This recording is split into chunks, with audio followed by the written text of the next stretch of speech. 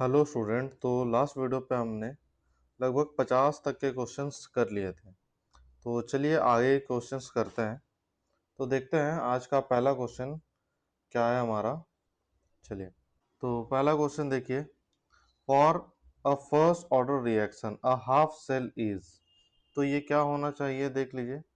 T half equals to 0.693 by K, T half equals to 1 by K, T half equals to 2.303 by K, या फिर T half equals to K by 0.693। तो बताइए इसका answer क्या होगा। तो इसका आंसर होना चाहिए option number A, T half is equals to 0.693 divide by K. चलिए नेक्स्ट क्वेश्चन की ओर बढ़ते हैं। The rate constant for a first order reaction is 6.40 into 10 to the power minus 3 per minute at 25 degree Celsius. If the starting concentration is 0.0314 molarity, the concentration will remain after 62.0 minute. ठीक है, तो कैसे बनाएंगे हम इसे simple सा first order reactions का formula पे डाल देंगे। ठीक है, तो फर्स्ट ऑर्डर रिएक्शन क्या होता है, A T equals to A naught E to the power minus K T. ठीक है, तो हमें ए टी निकालना है। ठीक है, ए नोट दिया गया है। ए नोट कितना दिया गया है, देखिए कंसंट्रेशन दिया गया है 0.0314। ठीक है, के देख लीजिए, के कांस्टेंट दिया गया है और टेम्परेचर भी दिया गया है। तो जब हम सारे वैल्यूज को पुट करके सॉल्व करेंगे तो हमारा आंसर आएगा ये ऑप्शन नंबर सी, जो कि है 2.11 into 10 to the power minus 2 molarity. ठीक है, चलिए नेक्स्ट क्वेश्चन की ओर बढ़ते हैं। The activation energy of a reaction can be determined from the slope of a plot of। ठीक है, तो एक्टिवेशन एनर्जी ऑफ एनर्जी जो है, रिएक्शन जो है, उसमें जो हम स्लोप बनाते हैं तो वो किनके बीच हम प्लॉट करते हैं। तो ये हम प्लॉट करते हैं किनके बीच, एलन के वर्सेस 1 बाई टी के बीच। तो ऑप्शन नंबर कौन सा सही होना चाहिए, ऑप्शन नंबर ए हमारा सही होना चाहिए। चलिए नेक्स्ट क्वेश्चन की ओर बढ़ते हैं। The molarity of a reaction is. तो मोलैरिटी क्या है, the number of molecules that collide in a rate determining step, the sum of the power of concentration terms in a rate law, the order of reaction, the rate constant of reaction. तो molecularity क्या होता है, तो molecularity होता है the number of molecules that collide in a rate determining step. मतलब option number A जो होगा वो हमारा करेक्ट ऑप्शन होगा। चलिए नेक्स्ट क्वेश्चन की ओर बढ़ते हैं। Arrhenius equation. तो आर्हेनियस इक्वेशन क्या होता है, तो आर्हेनियस इक्वेशन हम जानते हैं के equals to the K equals to A E to the power minus E A by R T. तो कौन सा ऑप्शन सही होना चाहिए, ऑप्शन नंबर ए जो है वो हमारा सही ऑप्शन होना चाहिए। चलिए नेक्स्ट क्वेश्चन देखते हैं। The half life of a first order reaction is independent of. ये जो हाफ लाइफ है फर्स्ट ऑर्डर रिएक्शन, ठीक है, ये इंडिपेंडेंट ऑफ क्या है, the initial concentration, the rate constant, temperature, या फिर द नेचर ऑफ रिएक्टेंट। ठीक है, तो इसका आंसर क्या होना चाहिए, the half life of first order reaction is independent of क्या, is independent of initial concentration. मतलब ऑप्शन नंबर ए जो है वो हमारा करेक्ट ऑप्शन होना चाहिए। चलिए नेक्स्ट क्वेश्चन की ओर बढ़ते हैं। अ रिएक्शन मैकेनिज्म, ठीक है, क्या है ये reaction mechanism, is the step by step sequence of elementary reaction by which an overall chemical change occurs। हम्म, तो रिएक्शन मैकेनिज्म क्या है, ऑप्शन नंबर ए जो है वो हमारा करेक्ट ऑप्शन है, क्योंकि रिएक्शन मैकेनिज्म क्या होता है, ये एक स्टेप बाय स्टेप सीक्वेंस है किसका, एलिमेंट्री रिएक्शंस का, by which overall chemical change occur. ठीक है, चलिए नेक्स्ट क्वेश्चन की ओर बढ़ते हैं। The activation energy of a certain uncatalysed reaction is 64 kilo joule per mole. ठीक है। In the presence of catalyst, the EA activation energy is 55 kilojoule per mole. How many times faster is the catalyzed reaction than the uncatalyzed reaction? 1.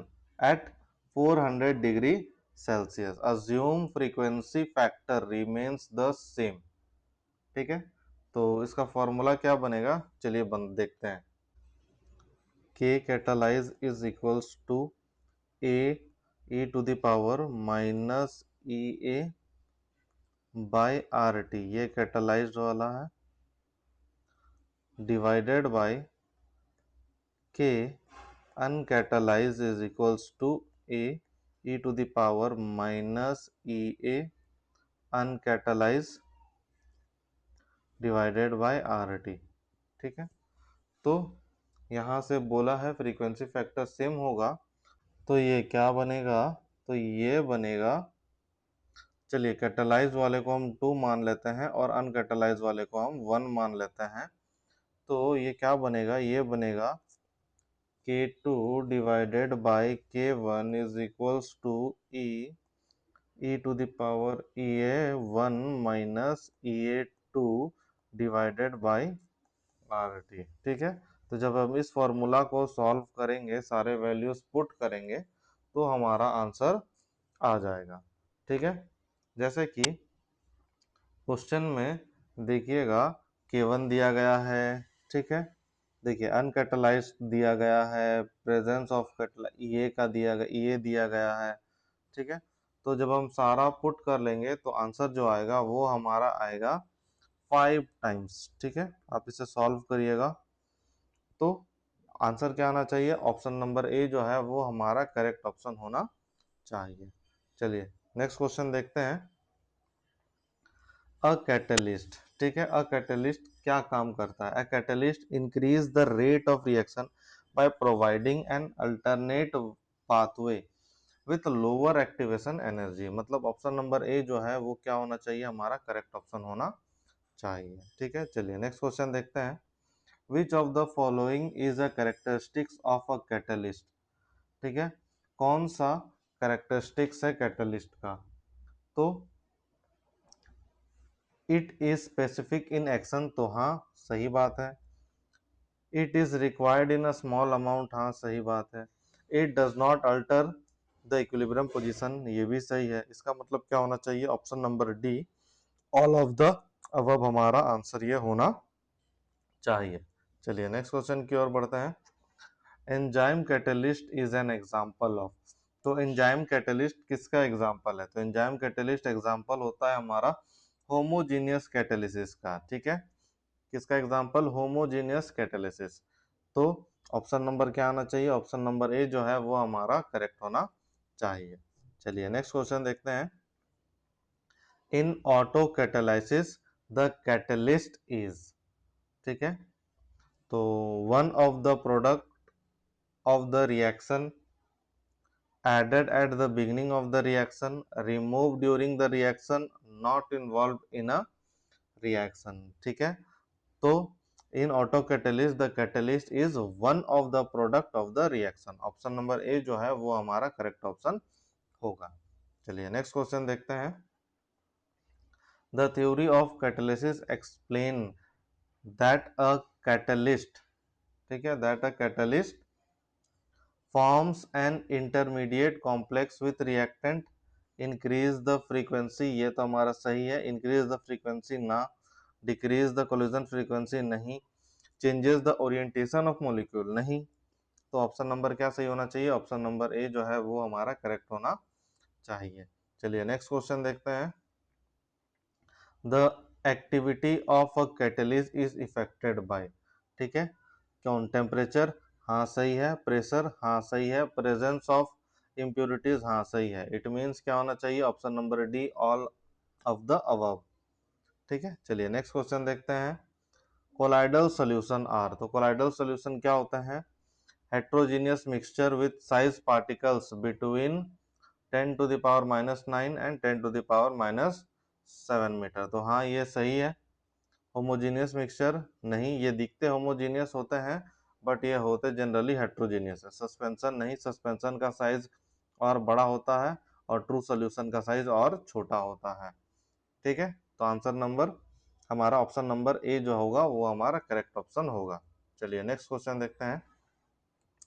The process of converting a precipitate into a colloidal solution is called, इसे हम क्या कहते हैं, peptization. ठीक है, तो option number A जो है वो हमारा करेक्ट ऑप्शन होगा। चलिए नेक्स्ट क्वेश्चन देखते हैं। The movement of colloidal particle under the influence of an electric field is called क्या होता है ये, इलेक्ट्रोफोरेसिस। तो क्या है, ऑप्शन नंबर ए जो होगा वो हमारा करेक्ट ऑप्शन होगा, इलेक्ट्रोफोरेसिस। नेक्स्ट क्वेश्चन देखते हैं। The zigzag motion of colloidal particle is called, इसको हम क्या कहते हैं, इसको हम कहते हैं ब्राउनियन मूवमेंट। ठीक है, याद रखिएगा क्या कहते हैं हम, Brownian movement. Option number A हमारा करेक्ट ऑप्शन होगा। चलिए नेक्स्ट क्वेश्चन देखते हैं। The process of removing electrolytes from an colloidal solution is called, अगर हम इलेक्ट्रोलाइट्स को निकाल रहे हैं कोलाइडल सॉल्यूशन से तो इस प्रोसेस को हम क्या कहते हैं, तो इस प्रोसेस को हम कहते हैं डायलिसिस। ठीक है, डायलिसिस, ऑप्शन नंबर ए। चलिए नेक्स्ट क्वेश्चन देखते हैं। The gold number is measured of, the gold number is measured of क्या होता है, the protective power of a colloid, the charge on a colloid, size of a colloid, या फिर the colour of a colloid. तो ये क्या होता है, ये होता है the protective power of a colloid. Option number A जो होगा वो हमारा करेक्ट ऑप्शन होगा। चलिए नेक्स्ट क्वेश्चन देखते हैं। The charge on a colloidal particle is due to, ठीक है, is due to preferential absorption of ions, तो हाँ सही है। The presence of a double layer, हाँ ये भी सही है। इट मीन्स क्या होना चाहिए, बोथ ए एंड बी हमारा सही होना चाहिए, ऑप्शन नंबर सी। चलिए नेक्स्ट क्वेश्चन देखते हैं।